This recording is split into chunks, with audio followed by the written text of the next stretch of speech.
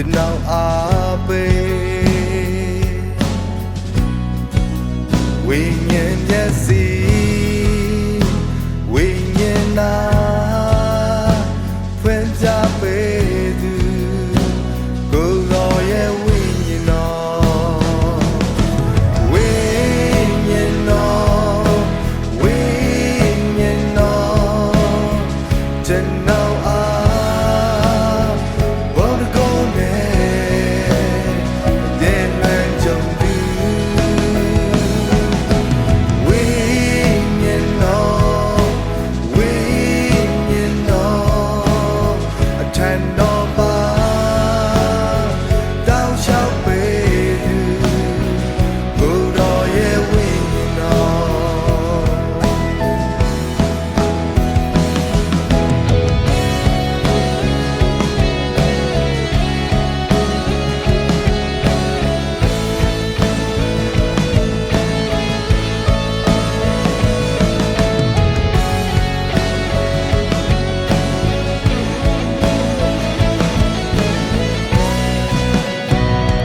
ဝိညာဉ်တော်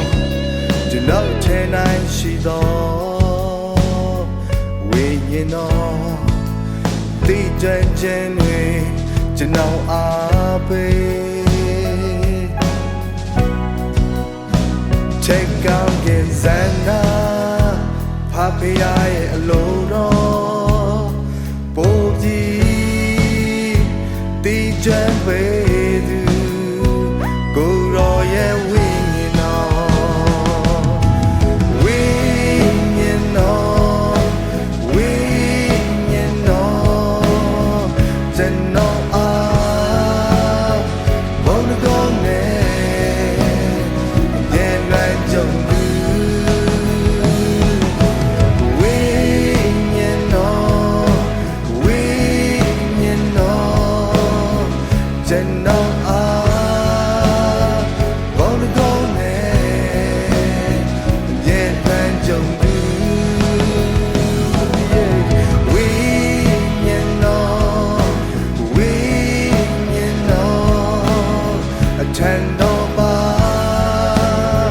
တောင်းလျှောက်ပေးသူကိုယ်တော်ရဲ့ဝိညာဉ်တော်အထံတော်ပါတောင်းလျှောက်ပေးသူကိုယ်